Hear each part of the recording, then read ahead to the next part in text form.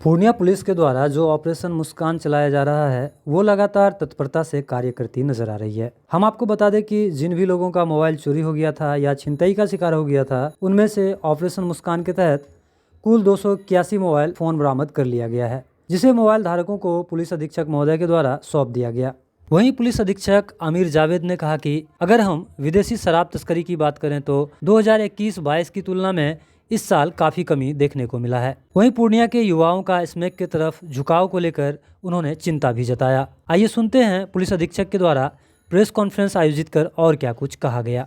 सबसे पहले तो नए साल की सभी मीडिया बंधुओं को हार्दिक बधाई और सभी पुण्य वासियों को आपके माध्यम से नए साल में हम लोगों ने ऑपरेशन मुस्कान के तहत मोबाइल बरामद कर जो उसके धारक हैं उनको देने का काम किया। अब तक हम लोगों ने इस ऑपरेशन मुस्कान के तहत 281 चोरी गई मोबाइल को उनके धारकों को बरामद करके लौटाया है। इसके अलावा 2023 अब खत्म पर है, आज 30 तारीख है। तो अगर बात किया जाए, अगर देखा जाए कि किस तरह का क्राइम से ग्रसित रहा पूर्णिया, तो सबसे बड़ा फिगर जो उभर कर सामने आता है, जो हम लोग देख रहे हैं 21, 22, 23 के तुलनात्मक आंकड़ा अगर आप देखेंगे तो जहां एक तरफ विदेशी और देशी शराब की बरामदगी या एक तरह से कहिए डिमांड एंड सप्लाई जो होती है, तो डिमांड लगता है उसका कम गया है, इसलिए सप्लाई में उसकी कमी आई है। वो रिकवरी रेट से हमारे पता चल रही है। जो रिकवरी 2021-22 में थी उसके लिहाज से 2023 में शराब की रिकवरी कम है। 2022 में 10,453 लीटर देशी शराब, जबकि 23 में 6,894 लीटर। जहां तक विदेशी का बात है तो 2022 में कंपेटिटिव चार्ट अगर देखा जाए तो 26,019, 2023 में 13,450। ये हुआ शराब का।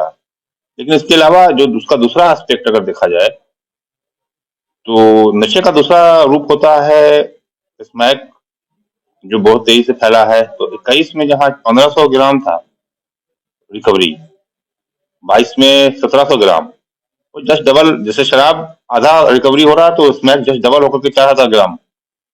इसका मतलब है कि नशा पर पैराडाइम शिफ्ट हुआ है और शराब छोड़ के लोग स्मैक के तरफ ज्यादा तलब हो रही है।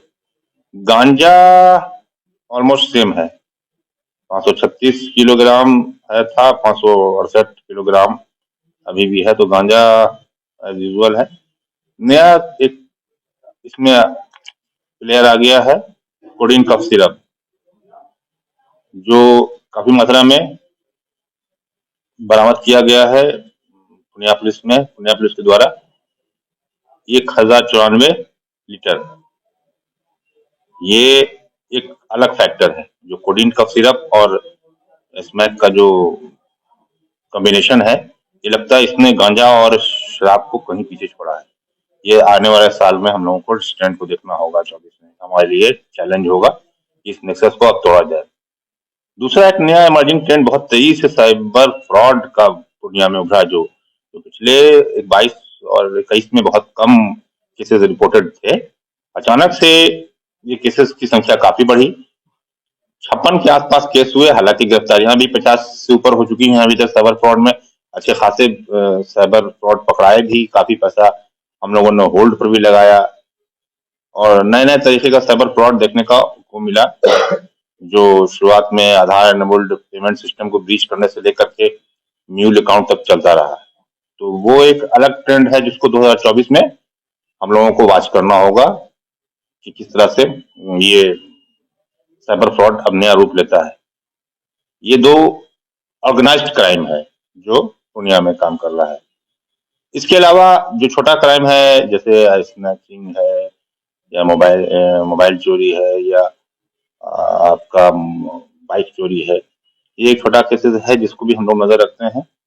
जो रिकवर होता है वो आप लोगों को फिगर हम दे देंगे, कितना हम लोगों ने मोबाइल बाइक बरामद कराया, कितना चेन बरामद कराया, कितना सोना। वो मतलब वो भी एक क्राइम का रूप है।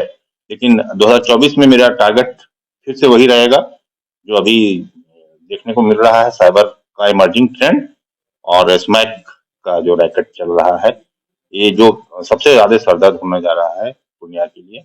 आने वाले 24 में, जहाँ तक हमारा सोचना है। नए साल के लिए सर क्या नए साल के लिए, अच्छा, नए साल के लिए हम लोगों ने फोर्स का डिप्लॉयमेंट कर दिया है।